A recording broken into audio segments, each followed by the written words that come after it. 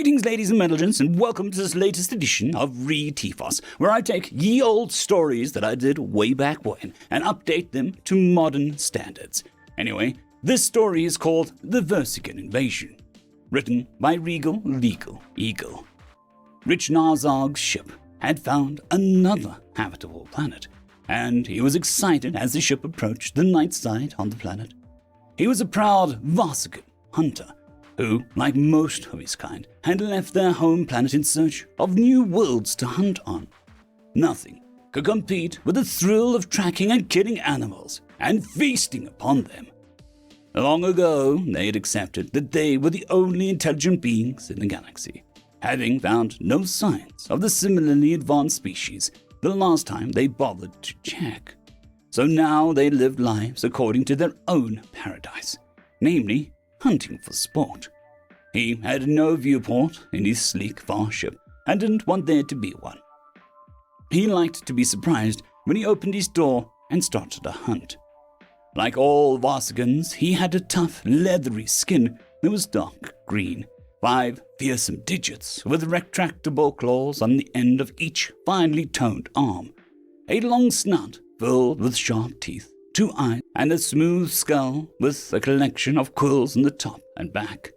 His 2 legs ended in feet that had toes with retractable claws, similar to the hands. They were far superior to the hooves of prey species he so often hunted. He wore only a simple hunting cloth with an opening at the back for his long tail, and had a harness of essential tools and supplies. He didn't plan on needing anything else. His sensors had detected some strange readings on the radio waves surrounding the planet and the electromagnetic spectrum, but he wasn't a scientist, so he ignored it. Probably just some sort of cosmic interference or the like. The temperature readings were good, the atmosphere was pleasant, perhaps a tad chilly for him, but that was fine. He licked his lips as he thought about what he might be hunting for the next few days, and then opened the door. He landed in some forested area, and right away heard noises. It seemed like this planet had abundant nightlife. Excellent. He began to stalk forward through the bushes and trees, aware of the other creatures he shared the night with. Something flew overhead, screeching as it passed. Echolocation. Interesting. But he wasn't here to catch little flying things. He was thinking about chasing that bird thing with the striped tail, when he heard something making a lot of noise nearby. He moved quietly through the undergrowth, passing the trees and the bushes. He could hear a group of creatures making an awful lot of noise. What would move around at night so openly? It must be something that didn't fear the local wildlife. He'd give them something to fear. When he hid in a bush, waiting to hear them pass for his time to strike, however, a piece of tech on his harness he'd forgotten about started to beep. He let out an annoyed hiss and quickly turned it off, then held still. Had the creatures heard? They were suddenly quiet. They might have heard him, but would they be worried by the strange sound of a curious? He waited patiently and heard them start making more noise. They approached the bush. Now! He jumped out, claws out, fangs bared, and then almost immediately hissed in surprise. He was staring at a group of 3 creatures. 2 were taller than him, and the other was about the same height. They were all bipedal, but that was where the similarities seemed to end. One had some sort of strange metallic skin painted in a variety of colors with a smooth face that didn't seem to have eyes, but rather some sort of black cross shape. It had a bag in one hand and some sort of strange thing in the other. It looked somewhat like a basic disruptor, but much too small, not to mention the creature could hold it. The other, tall one, had shaggy brownish fur on top of his head and 2 eyes similar to Rishnazag's own. It had another of those strange many-phasic disruptors and some sort of white coloring along its cheeks and arms, with a section outlined in black, and then blue legs with the black feet and a red stripe down the side. Wait, those are clothes. Clothes! His eyes went wide as he looked past the creatures. There was some sort of road of black material with paint on it and greyish stone lining it. There were structures emanating light and a number of other creatures walking around. They had electricity and roads. This It was incredible. Then he realized what had beeped and given him away. It was his translator. He forgot he even had. He never thought he'd need it. The creatures were making a bunch of noises and he held up a claw, pulling his translator up and fixing it into his pointed green ear. What's he doing now? I think he's one of those deaf kids with a hearing aid thing. Their voices were surprisingly high-pitched, he felt, considering their large size. He was about to exclaim his excitement when a massive creature suddenly rounded the corner, arms raised as it unleashed a mighty roar. Rishnazag screeched in terror and surprise, stumbling backwards. It had to be over 8 bikemers tall, covered in shaggy fur and some sort of metal bandolier. Dad, you scared him, the figure in the metal suit said. Oh, hey, sorry there, kiddo. But hey, that's a killer costume. Rishnazag blinked in confusion. The massive furry thing was the father of the metal slim one, and he totally forgot about the smaller figure that was about his size. It was some sort of silver, white, and blue with a round shape to it that was more cylindrical than he expected. How were these all the same species? Wait, costume? Were these costumes? Why were they outside in costumes? He had so many questions. What's your name, kid? The massive furry one asked. Rishnazag. What? Rishnazag. Rishnazag.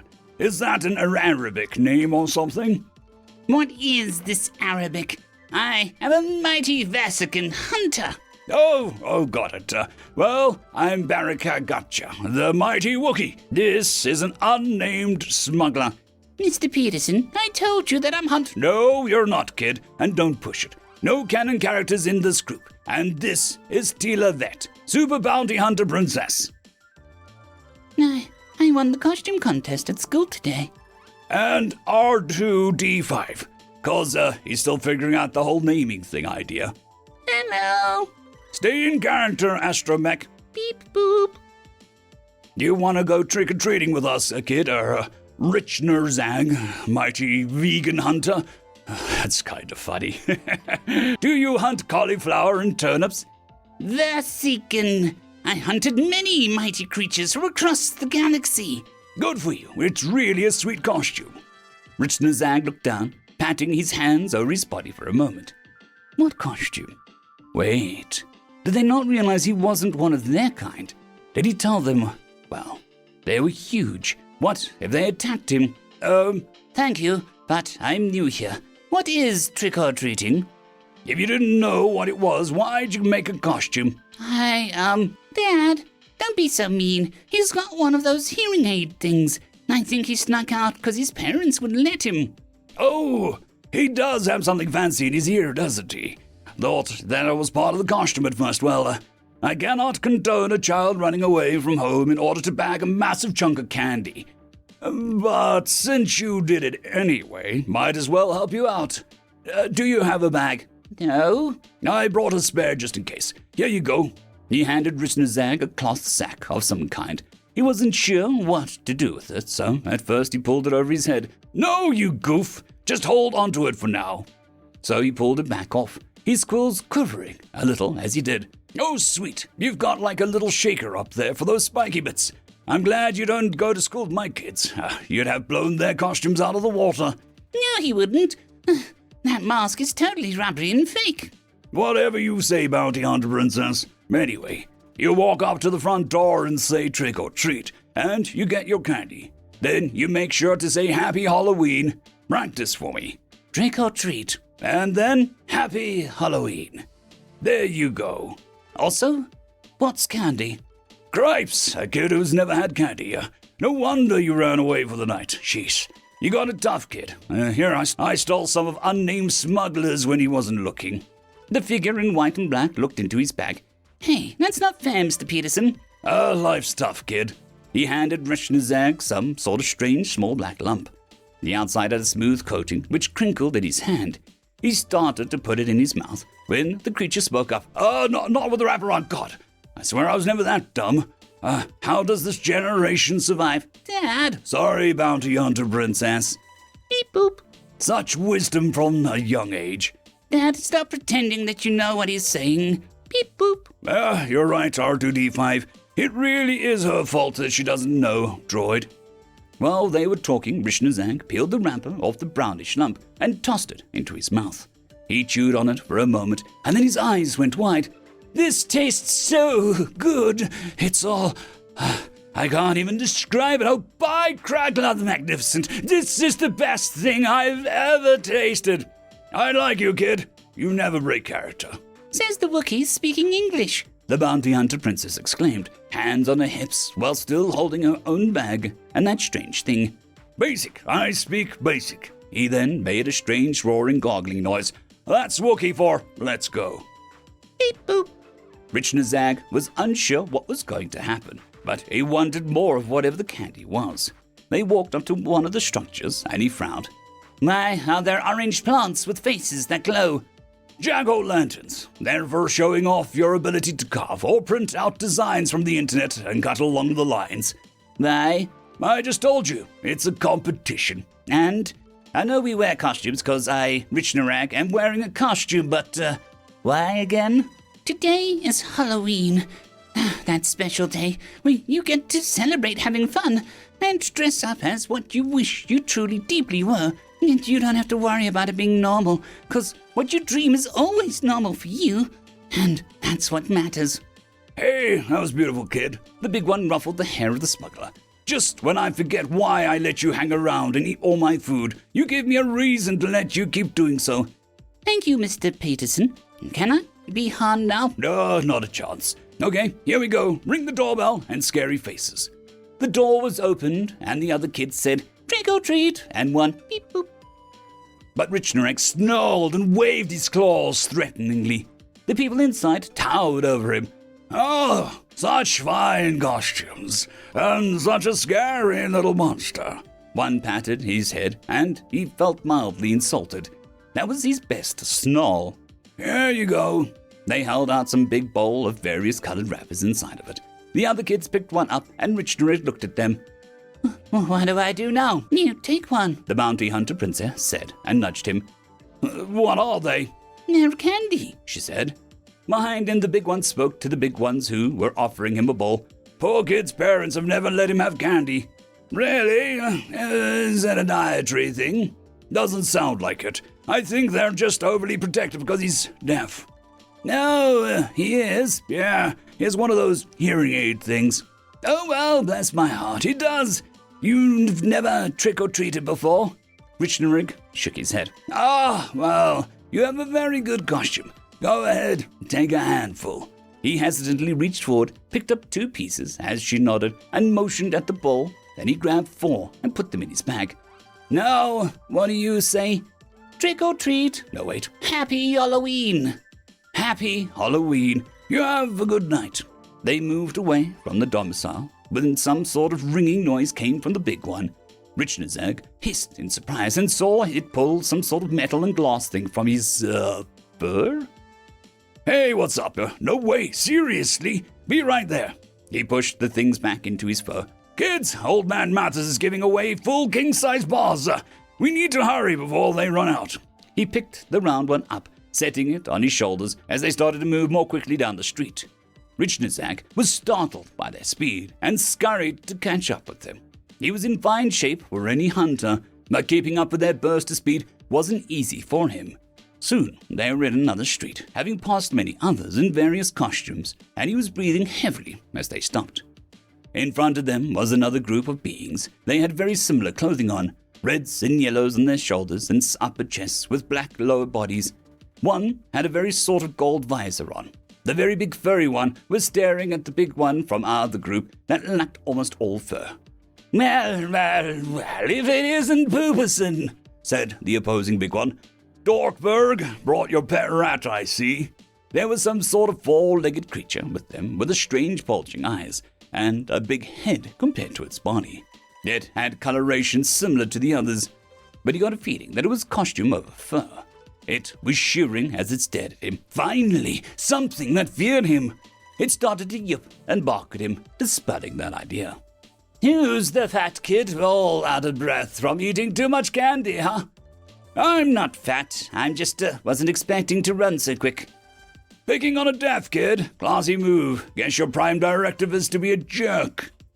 Is that what is in his ear? Hey, I'm sorry. They were interrupted as a group of creatures left a domicile that they were in front of, and one said, "You guys better hurry. I think there's only a few left." There was a sudden chill between the groups, but Rich and Zag were staring at the creature they called a rat that was yipping at him. What an annoying creature. He jumped forward and then claws and fangs exposed as he gave his best roar. It went even more wide-eyed at that, turning and running away. Hey, Kirk, come back! The other group turned to try and chase it down. "Good job, kid. Let's go." The big furry one ushered them up towards the house. There were 3 trick-or-treats and 1 beep-boop as the door opened. A withered old creature wearing clothing with all sorts of shiny metal things on his chest and a little peaked cap opened the door. Hello there, kids. Hey, look at that. Is that a hearing aid? Yes. I got one too. The man tapped on his ear that had something in it that looked a little like his translator. Trying to make me feel better, kiddo, or do you need it? I need it. Well, bless you for making it work with your costume there, little fella. He handed out a giant wrappers to each of the others and 2 to Rich Nazag. Keep at it, kid. Chicks love the earpieces. What? Rich Narag asked in confusion. What? Happy Halloween? Happy Halloween. Everyone else shouted. The rest of the night descended in much more walking and getting more of this candy stuff. Everyone seemed to feel sorry for him, so he got away more than the others. But in the end, he tried to give more to the others. The big furry one took a few pieces for something he called Queen Fatty the Fat, which was apparently his wife. And the princess threatened to tell Queen unless he gave her some extra candy. Such relaxed and friendly people for monarchs. They must really be liked by their people if they didn't need guards or soldiers. Or maybe monarchies worked differently here. So Rich Nazag looked at his bag full of candy, standing in front of the bushes he'd first emerged from. You sure we got working home, Rich? Yes, sire. I don't want them to know that I snuck out. How often do you do this Halloween? Once a year. He'd have to make sure the ship recorded the solar position of the planet. He'd bring his people back, but they'd have to observe until it was the proper time, and then descend and do this trick-or-treating before announcing that they weren't actually in costumes. Thank you all very much. You sure I can't share more candy? We have enough, Rich. Go and enjoy. Happy Halloween. Happy Halloween, they all echoed, and one beep-boop.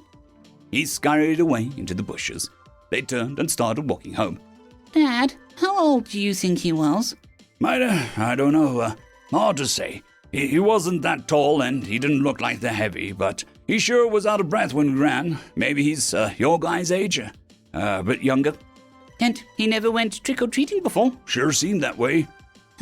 What mean parrots? I'm sure they mean well. By the way, you guys should be more like him. He was so well behaved. I like him more than you right now. Dad, beep boop. Just kidding. In the background, a small dark shape slipped in front of the moon and was gone. A year later, the SETI program received the first communication from Offworld.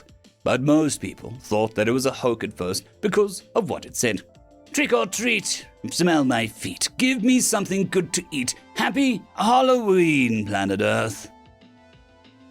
End of story.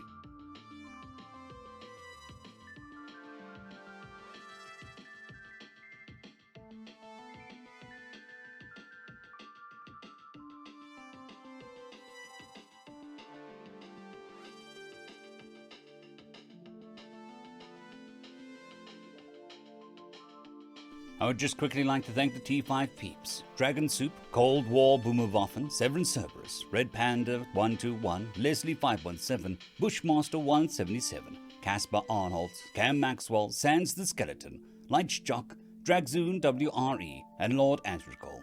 Thank you very much.